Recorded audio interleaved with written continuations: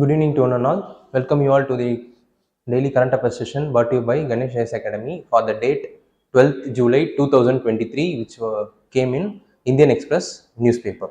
Okay, let's get straight into the that is 12th July's news.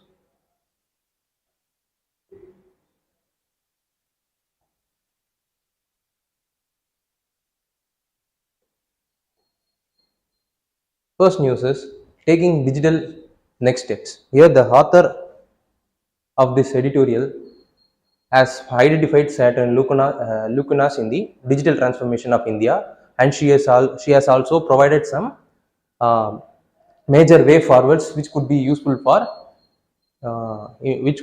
in the implementation as well as in the policy making itself. So, what is the lacunas and what are all the way forward that the author has given? Let's look into it. First is, as usual, we will look into the content of the news. India's digital acceleration has created potential for new divides. What are all the new divides created by the India's digital transformation is lack of access, inequitable access to the technology. If there is a digital transformation taking place in country, means there have to be certain technologies which needed to be accessible to the common citizen so that they could be able to access the digital service provided by the government itself. But there is some inequitable access problem related to the technologies there. So that is what the author has identified. Second is there is some systematic lacuna. For example, the Aadhaar-based digitization of social security program. In case of Aadhaar-based digitization implementation for social security program, if there is any biometric mismatch or non-possession of Aadhaar itself, can sometimes lead to exclusion of certain beneficiaries from getting the benefits of the social security programs. So third is poor access to smart devices and internet services can worsen the inequality in income as well as opportunity which is already present in economy itself. So it will boost or it will it will enhance the already present inequality to the worst level because of the poor access to the smart devices as well as the internet services to the people. These are all the three lacunas has been identified by. The first and third point are mostly similar only. The second point is which could be useful for us in while writing the mains answer writing as well as essay. We can be able to quote this as an example. What the government is doing in order to overcome this lacuna is government has set a target to provide 4G network to all uncovered villages by 2024. Secondly, the government has launched a mission called Digital Literacy Mission, so which enables those who are illiterate about the digital technologies as well as other services which is provided through digital means will be made literate through this digital literate initiative that which is called as Digital Literacy Mission of Government of India. Government is working towards addressing the weakness of ecosystem exposed through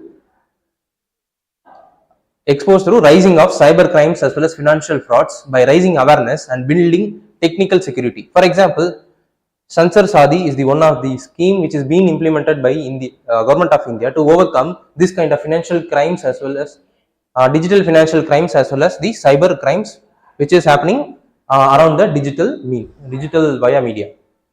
So the author has given some 4 set of recommendation which could be useful for implementation, which could be considered while we are making policy as well as we could able to implement while during the time of implementation we could also use this 4 set of recommendation for implementation.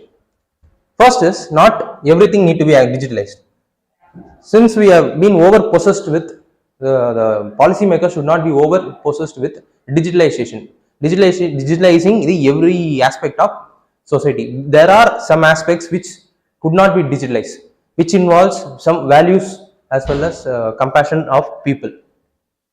For example, if there is disaster management means, there are certain instances where digitalization could not be able to, will not work. For example, in case of digital disaster relief as well as disaster management, during this time, uh, where every people are in has suffered because of the natural or man-made disasters, the digital technologies may not be useful. It is only the value system that is prevailing in this society will enable the people to come out from that disaster. So not everything needs to be digitalized. Second is consultative policy. What author says is, in order to overcome the divide, there have to be consultative policy. Consultative policy means the stakeholders, that is the people, those who are the major targeted beneficiary of this digital transformation, need to be consulted before forming the policy related to digital policies. Third is there have to be focus on agile regulatory framework. That is, um, we all know that the technology is evolving at faster pace, which we couldn't able to think itself. That much faster it is evolving. For example, the world which is present today is not same as the world that is present in 2018.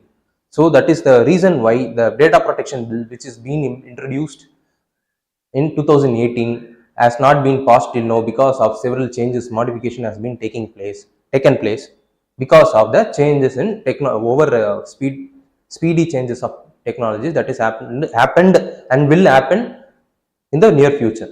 So the regulatory mechanism should not be rigid. It has to be very agile so that it would be able to match the technological evolution as well as the technological evolution and the related problems with the policies. So the agile regulatory mechanism is the third set of recommendation given by the author. Fourth is evidence-based policy. Not all data, there have to be a data a data surveys and a data infrastructure which should be very reliable rather than being bits and pieces data. So a reliable data is very essential for making a evidence-based policy into a reality. This is what the author has mentioned in the fourth set of recommendation. These are all the content of the news. Okay, let's look into the what are the other details of the news. Since the author has talked about the digital ecosystem, lacunas as well as way forward, we have to know about the Digital India mission itself. See, the Digital India mission of Government of India has set three set of principles as the mission. First is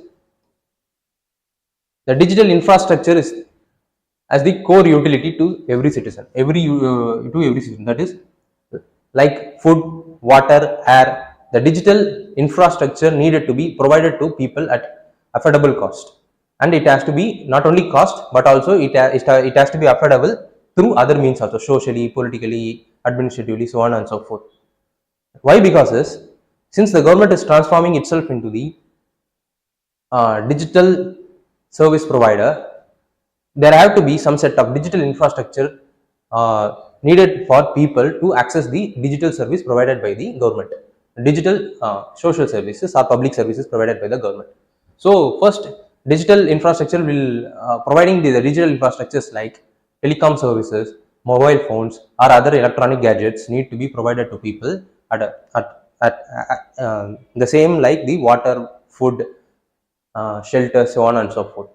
Second is the second mission, vision of this mission is the governance and the services should be needed to transform digitally so that it could be available to the citizen on demand rather than being rather than being the bureaucratic approach.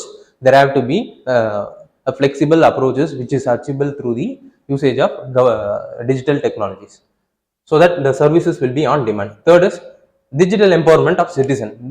Since the implementation of technology will involve certain basic literacy which will enable people to have some knowledge about the technology they are handling and also the services which is provided by the people, government, So they know they could able to know how to access the services provided by the government of India or the respective state government through the online means.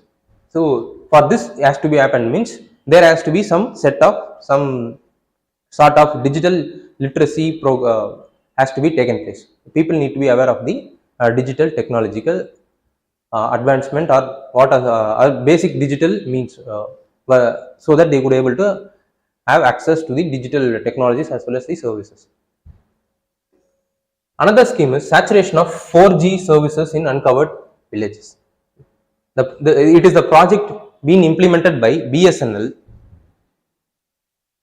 to provide 4G mobile services in 24,680 uncovered villages in remote as well as difficult areas, so that the digital divide could be overcome. The project has provision to include some 20% of additional villages on account of rehabilitation and new settlements, withdrawal of service by the existing operators. If there is any kind of existing operators withdrawing means there will be some vacuum created. No, so BSNL will be filling that vacuum so that additional 20% of space is kept for the project, so that if there is any kind of the problems which is mentioned is our rehabilitation, there is any kind of new settlements or withdrawal of service by the existing operator means these villages also will be come under the project saturation of 4G mobile service project. As I said, it is being executed by BSNL and it is being funded through Universal Service Obligation Fund. So this is the news related to details of the news. Third is the National Digital Literacy Mission.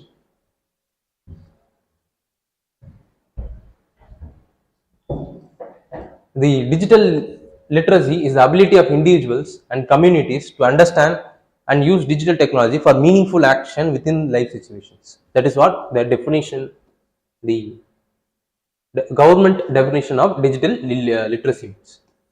In line with objective of National Policy on IT 2012 to make one person illiterate in every household in the country. That this is the aim of National Digital Literacy Mission, to make at least one person in the household to be literate in digital technologies.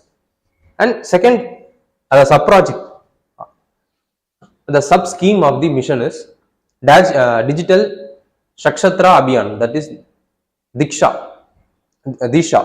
It made additional target of people to get digitally literate within 4 years of its launch. That is, the National Digital Literacy Mission has identified a set of households. In addition to that household, this scheme will also add some household to get to make the literacy program of digital technologies to be reached to the last tail end. The target has been achieved. Pradhan Mantri Gramin Digital Shakshatra Abhiyan. It is also another sub-scheme of the mission to increase their digital literacy in rural India by covering 6 crore households, so that each person in the household could be able to digitally literate. The special focus of the said scheme is on training the beneficiaries of use of electronic payment system. The main aim of this PM Gramin Digital Shakshatra Abhiyan is to train the people to use the electronic payment system.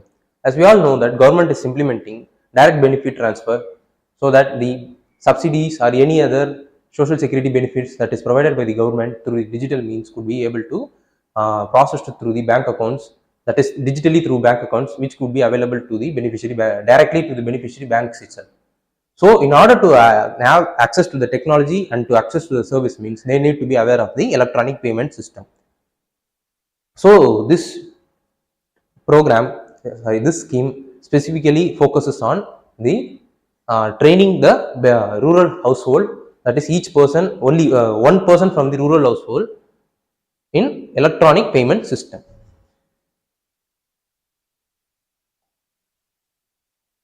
Sanjar Sadi,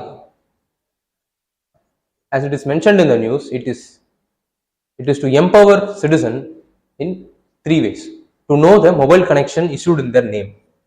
4 ways. Second is to get disconnected the connection not required by them. If the user doesn't want the connection, means you could able to, through what are all the means available to disconnect, it will be provided under the scheme. Third is, if the scheme provides certain uh, safety measures like block, trace, lost mobile phone. This scheme is enabling people to identify their lost mobile phone. Fourth is to check the genuineness of device while buying a new slash old mobile phones. These are all the four components of Sanjar Sadi. These four components aims to make people cyberly safe and secure. Second is CEIR module. Under the Sanjar Sadi, it facilitates tracing the lost stolen mobile devices. If we are searching the CEIR module in Google, means it will lead to CEIR website, where we could find certain requirements, where we have to fulfill such requirements, so that we could be able to identify or lost or stolen mobile devices. This also facilitates blocking of lost as well as stolen mobiles, so that it could not be used anywhere in the India. And TAFCOP module. It is another module where a mobile subscriber can check the number of mobile connection taken in his or name. This is also a website, TAFCOP website. Through this website, there will be certain questions will be asked. If you are answering this question, means and also it will ask our phone number, and the OTP will be come to our the given phone number. And if you are entering the OTP, means it will show the number of connection present in this under the phone number, or present in one person's name. And keep yourself aware facility. It provides latest update and awareness on different aspects related to end user security, telecom, as well as information security. These are all the awareness related things that is being implemented under Sanjar Shanti program of Government of India. So what we needed to study further is, since I have mentioned the scheme of direct beneficiary transfer, we have to know about what is direct beneficiary transfer means.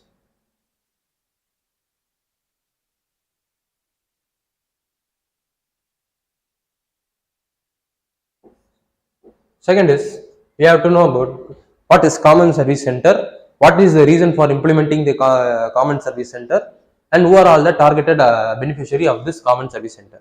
Third is, we have to know about CERT-IN, which is the cyber security wing of Government of India. About 4G, 5G and their differences. Fifth is, we have to know about artificial intelligence, Internet of Things, blockchain, as well as quantum computing. These are all and also Web 3.0, and ChatGPT, which is currently in trend right now. What are the other versions present in these areas? We have to know about them also. These are all the other things which we needed to be aware.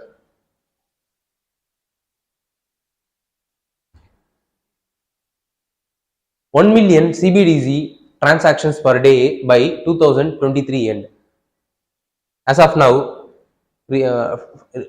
after the introduction of central bank's digital currency, there are nearly around 5,000 to 10,000 transactions are being taking place in CBDC. So RBI wanted to increase this transaction level to the level of 1 million transaction by the year's end. That year's end means this 2023's end, this year's end. How they are going to do is that they are going to make use of the UPI networks to increase the transaction in CBDC. So this is what the RBI has mentioned. So we have to know about, since the news revolves around CBDC, that is central bank's digital currency, we have to know about what does CBDC mean. CBDC itself means, it is the legal tender issued by central bank in digital forms, and it is same as sovereign currency and is exchangeable one to one at par with fiat currency.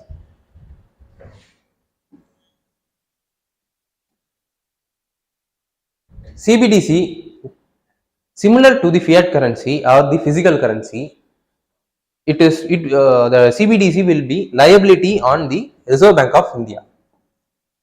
If there is any default, means if someone is not accepting, means the Reserve Bank will be liable.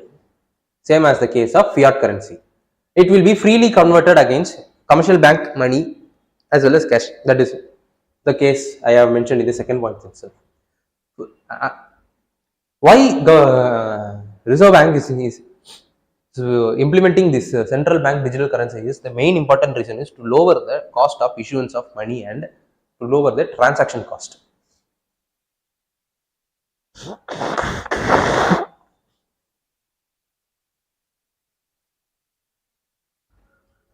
So this is what central bank digital currency means. So since RBI is going to use UPI network, that is United Payment Interface Network, to enhance the transaction scale of CBDC, so we have to know about United Payment Interface itself. UPI is the system that powers multiple bank accounts into single mobile application. As we are all using Google Test, Amazon Payments, so on and so forth, where we could able to see that under a particular mobile number, there will be set of 2 to 3 or more than that bank accounts will be there. So using this mobile number and in the app, we could able to consolidate the bank accounts which we are using into a single app, into one place. That one place would be any mobile application which is available right now.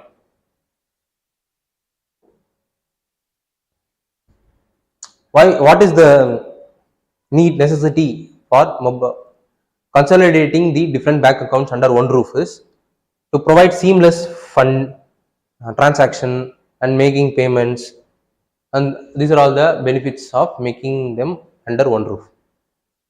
So UPI has three-step authentication. So initially it was 2-step, now it has been changed to 3-step authentication.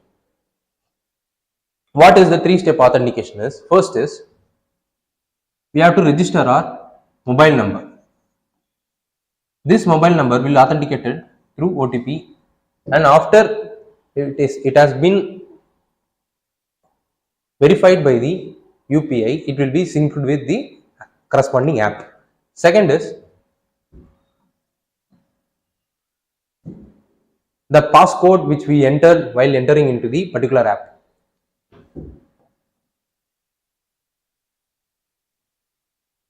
Particular app which is useful, which is using United Payment Interference as the transfer mechanism. Third is the UPI ID which we needed to enter while doing transaction itself. While doing transaction, we have to enter some 4-digit or in some case 6-digit ID, which is the UPI ID, so that the transaction will be successful. These are all the 3 authentication mechanism which comes under UPI. CBDC is a type of digital currency. What is the difference between CBDC as well as UPI? Is CBDC is digital currency similar to the fiat currency or the physical currency, but UPI is just a payment system. It directly transfers money from one bank account to another bank account through the payment interface. That is the main difference between the two. So we have studied about CBDC and UPI. We also should know about what does QR code means, how it works. QR code is similar to barcode, where it is useful for making payments very quickly. So that's the name called QR. QR means quick response, quickly, seamlessly, without any hassle free.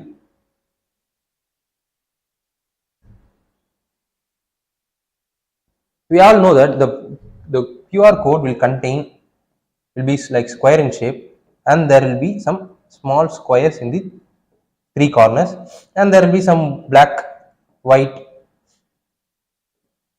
coloring codes will be there.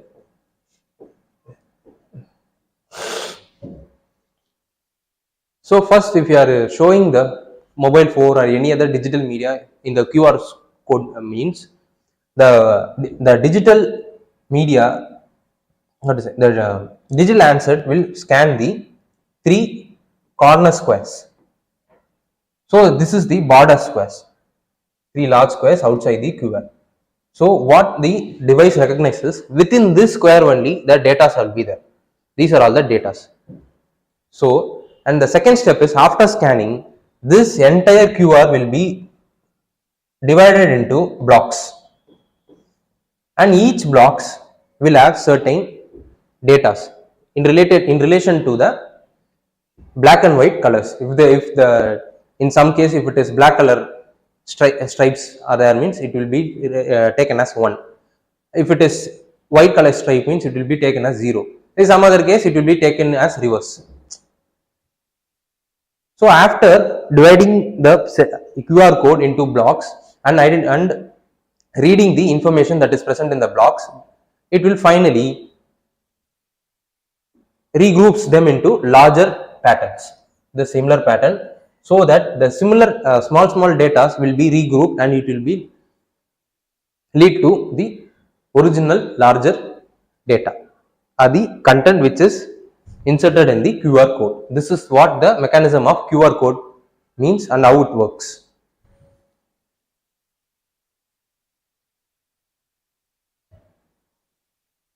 So what we needed to study further is, we have to know about, this is BIM app. We have to know about BIM app, which is app of Government of India to promote UPI. There are also certain private apps also, like Google Test, Amazon, PhonePe, GPay, so on and so forth. Before UPI, there were online transaction was taking place only. It is through IMPS and NEFT. So we have to know about what is IMPS, what is NEFT, NEFT, National Electronic Fund Transfer, Immediate Payment System, IMPS. Then what is the difference between them? And we have to know about the UPI has been implemented by NPCI, National Payment Corporation of India. There are other services other than UPI are being provided by NPCI. So we have to know about them also. If we go to NPCI website, means there will be some in the topmost மேல பாத்தீங்க அப்படின்னா ஒரு set of option இருக்கும். அந்த ஒரு ஆப்ஷன்ல projects been implemented by என்பிசிஐன்னு இருக்கும். அதை கிளிக் பண்ணோம் அப்படின்னா there will be set of projects or schemes which is being implemented by NPCI. So we have to look into them also, other than UPI, QR and CBDC, so that we could able to have some holistic understanding about what are all the digital revolution in payment mechanism is taking place in India என்றது நம்மளுக்கு தெரிய வரும்.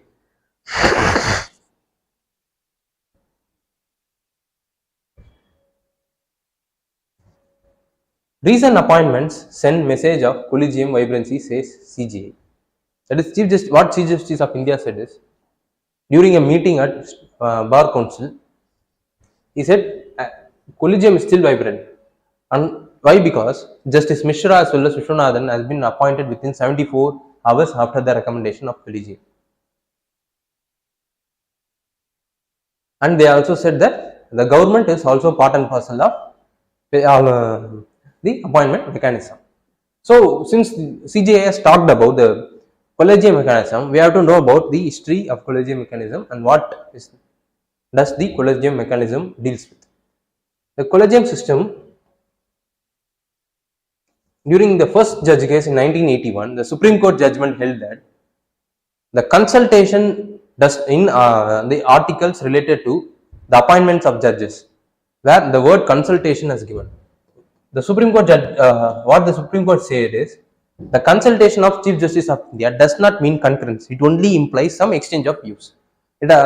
So the entire authority will rely on the executives of India to appoint a judge. But in second judge case, during 1993, the first judge case was overturned. The Supreme Court introduced the collegium system. It said that consultation mean concurrence. That is, the decision made by the collegium system is binding on the executives of India who are appointing the judges. And it added that not the collegium system will not only comprise of CGI, it comprises of two senior most judges in the Supreme Court. And again, this count in the collegium system is also overturned by third judge's case in 1998. Supreme Court on President's reference under Article 143 expanded the collegium to 5-member body rather than the 2-member body as said in the second judge case. So it comprises of Chief Justice of India and 4 other senior most judges, and their decision is again binding on the executives of India who are appointing the judges. So year after second judge case, the collegium system will have strong say in the appointment of the judges. It is not only the executives will act as the sole player in appointment. It is then Supreme Court collegium will also act as an important player in the appointment of judges. So, like what the Supreme Court collegium is headed by Chief Justice of India and comprised of 4 most senior most judges. And in case of High Court collegium, it will be led by the incumbent, the present CG, that is Chief Justice, and 2 other CMO judges of that court. Judges of highest judiciary are appointed only through the collegium system. So, government role is limited. Their role is act on the recommendation of collegium. The role has been reduced to act on the recommendation of collegium system, because it can only get an inquiry conducted by the Home Minister if a lawyer is to be elevated as the judge in the High Court or the Supreme Court. It can also raise objection as well as issue clarification related to the collegium's choice. But if the collegium reiterates the same name or same person which the government has raised some objection, means the government is bound under constitution bench judgment to appoint them as the judges. They are bound to appoint them as the judges. They could not overturn the collegium's reiterated decision. So again, what it is saying is that the collegium will have the final say in the appointment of judges, which the government of India needed to obey. Appointment of judges will take place through the process, through 2 processes. First is the process mentioned in constitution, and also the provisions mentioned in MOU, Memorandum of Understanding between the government of India as well as the judiciary. Under these 2 mechanisms, only the appointment of higher judiciary will take place. So, what constitution says related to appointment of Supreme Court judges is, under Article 124 Clause 3 of Indian Constitution, a person can be appointed as a judges of Supreme Court if he or she is a person of citizen of India and must have served as judges of High Court for at least 5 years or 2 such court in succession, or alternatively must be an advocate of High Court for at least 10 years or in 2 or more courts in 10 years in one court or 2 or more court in succession, and must be a distinguished jurist in the opinion of President. These are all the conditions mentioned by the Constitution to appoint a judge to the higher court, that is Supreme Court. What is the conditions or mechanisms mentioned by process mentioned by MOU between the government of India and judiciary is, the opinion of the Chief Justice of India for appointment of judges of the Supreme Court should be formed in consultation with the collegium of the 4 senior most judges of the Supreme Court. The collegium opinion is not the opinion of Chief Justice India only. It is the opinion of the entire system, which comprises of CGI as well as 4 senior most judges.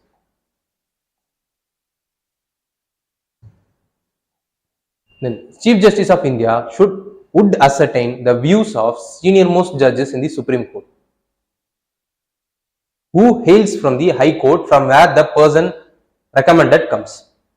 This is the second process. Third is the requirement of consultation with a judge of the Supreme Court would not be confined to that judge. Only who has attained as only who has only who has that High Court as the parent High Court, and therefore would not exclude judges who have on transfer occupied the office of the judges or chief justice of that High Court. What the simple provision is, if CJI is recommending a particular person from Andhra means, and if there is already the Andhra Supreme Court judge are present, a person who came from Andhra High Court has been present as judges in the Supreme Court of India means, the collegium should consult with him also. And in other case, if there are certain judges who may work in, for example, in High Court of Maharashtra, and he may, because of transfer, get transferred to High Court of Andhra, the collegium must also consider the opinion of the transferred judge from whose original mother court was Maharashtra, but because of transfer, he has been transferred to Andhra Court. And if he is elevated to Supreme Court of India, judges of Supreme Court of India means, he should also be consulted if the person whose name is under consideration is from the Andhra High Court. This is what the simple explanation of these 2 points mean. Opinion of the members of collegium would be made in writing, and the Chief Justice of India in all case must transmit his opinion. That is the Chief Justice of India should collide every person's opinion, and he have to send them to the Government of India as the record, as a part of record. After the receipt of the final recommendation by the Chief Justice of India from collegium system, the Union Minister of Law, Justice and Company Affairs, that is Ministry of Law, will put up the recommendation to Prime Minister, who will advise the President to appoint the particular person who has been recommended by the collegium system. This is the process that has been mentioned in the MOU of judges as well, MOU between the judiciary as well as Government of India. What we needed to study further is, since we have seen about the appointment of judges, appointment of Supreme Court of judges, we have to see about the appointment of Chief Justice of India of Supreme Court and Chief Justice of India and judges of the High Court appointment in Constitution as well as the MOU. What they have mentioned, and we also know about the district judge. What constitutional provisions mentions about district judge, and what is the role and powers of the district judge. We have to know about bar association and their powers. These are all the things which we needed to be aware other than the appointment. One more cheetah dead at Kuno, 7th in March. From the heading itself, we could be able to know that, as we all know, the cheetah reintroduction project is being implemented by Government of India. During this implementation, today the 7th cheetah since March has been died. The reason for the cause of death has not been identified. What they have said is they will say it only after the autopsy operation. So this is what the contents of the news is about. So we have to know about what does cheetah, what the cheetah itself means. The cheetah is the fastest land animal which has the fastest running record of 93 to 98 km per hour. It is considered as big cat and belong to Felidae family. Felidae family means a big carnivore species who mostly belong to cat family.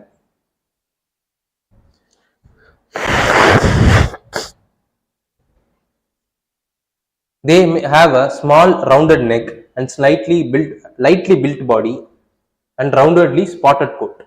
They have long thin limbs and long tails. These are all the physical features of the cheetah. So we have to know about what does Project Cheetah means. Since the news revolves around the Project Cheetah, the project aims to reintroduce the graceful feline in India. Asiatic cheetah were once abundant in India, but their numbers were dwindled over a century due to the loss of habitat and as well as widespread hunting. That is because of the disaster made by the man, hydrologic disaster, as a result of which the last cheetah that was found in the country is 1952, and it was also died. So the cheetah is officially extinct from land of India from 1952. So government of India wanted to reintroduce the cheetah back into the ecosystem so that it has certain ecological function which could be beneficial for the ecosystem as the whole.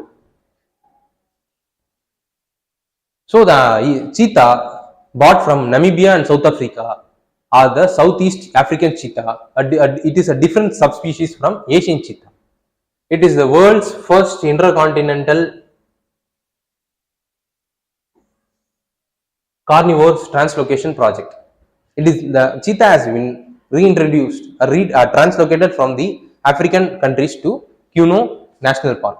It is the primarily a grassland region, and the name came from the Kuno Kuno River, which is the tributary of Chambal River.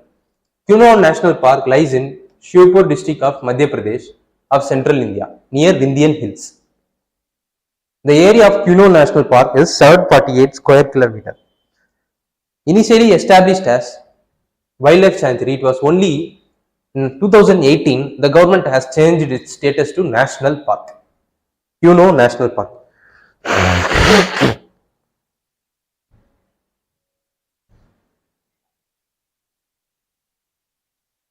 So what we needed to study further related is what is meta population management. The management technique which is being used by South Africa to promote the growth of cheetah in their own land. So what is the meta population management mean? What is the difference between African cheetah and Asian cheetah? There are some physical difference, there are some biological difference, and there are some similarities between them also. What is that we have to know. Third is, since the Kuno National Park was initially a sanctuary and it has been promoted to national park in 2018, so we have to know about wildlife sanctuary as well as the national park and the difference between them.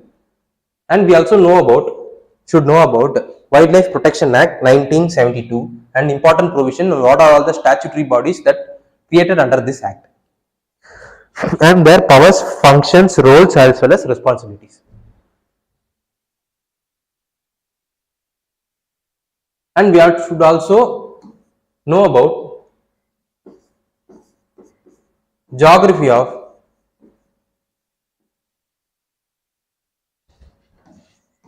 African region.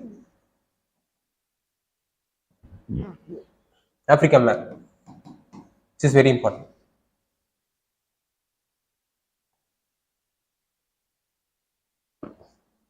Another news is volcanic eruption slowing gas pollution drops. Because of slowing of volcanic eruption, the pollution related to the volcanoes also dropped in Iceland, particularly in the capital Reykjavik. So what does volcanic eruption mean? The volcanic eruption is taken place in Iceland. That volcano's name is Litli Ruther volcano.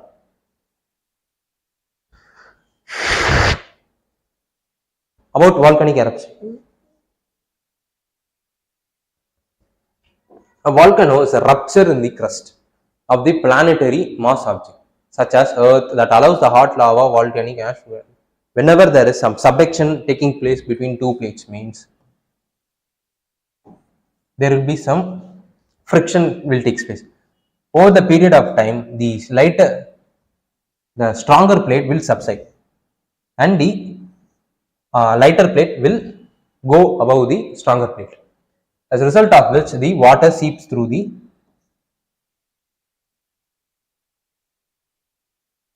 subduction and it will reach the molten area and where the evaporation will takes place, and the rise of evaporation will leads to the rise of lava. This lava will make the land above them to crop up, as a result of which a cone shape will be formed, and through this cone shape, in between, the lava will comes out based on the physiological features. This is the majority of volcanoes in the world forms along the boundaries of Earth's tectonic plate. As I have said, because of the subductions, the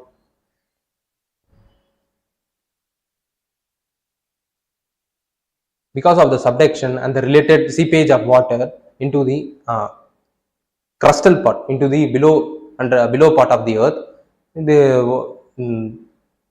the meeting of water with the hotter part will lead to lowering of melting point of a particular area, as a result of which a molten kind of thing will be formed, and this molten will boost above the land which is present in under above it. So the as I said, fountain like shape similar to the volcano shape will be formed, and the lava will comes out through the outer vent of the volcano, depending upon the physiological features. Not all volcanoes are related to subduction. There are some volcanoes, there are some hotspot region where the center of the, for example, this is the tectonic plate, means right beneath the center of this tectonic plate, there will be rise of lava will take place, as a result of which there will be again rise of the land forms will take place. So it will take a form of volcano, and the lava will comes out through the vent of the volcano, depends upon based on the physiological feature of particular area. Some 75% of this world's active volcano are positioned around the Pacific Ring of Fire. What is the Pacific Ring of Fire? It is the circum-Pacific belt that is present along the path of Pacific Ocean. That it will be, this is Australia, and it is New Zealand, and this is South America, and this is where the hotspot region of the volcano will be present. This area is called, since it is like a ring, it is called and it is also present in Pacific Ocean, it is called as Pacific Ring of Fire. Fire which relates to volcano.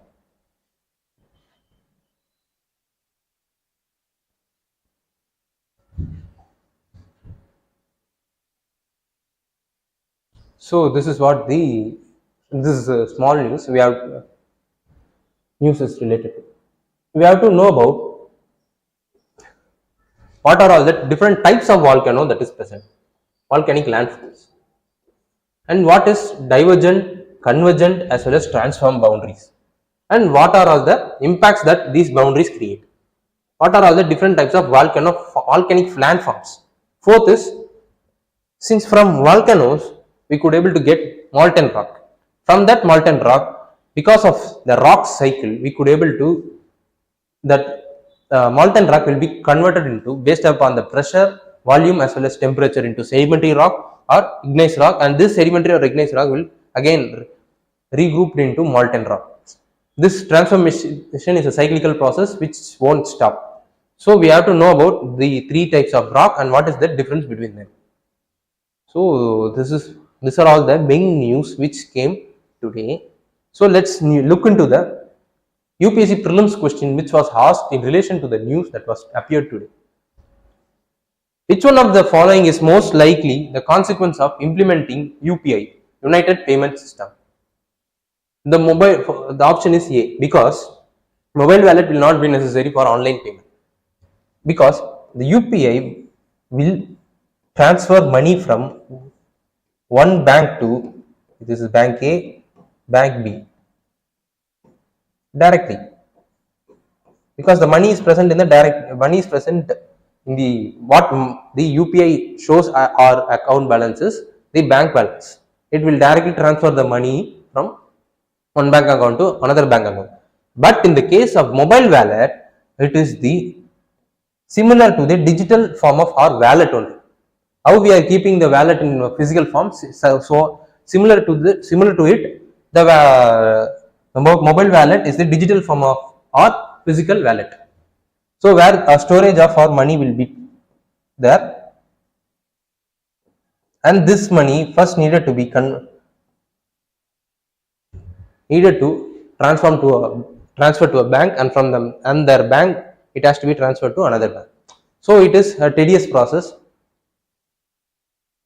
So the introduction of UPI will eliminate the usage of mobile wallet.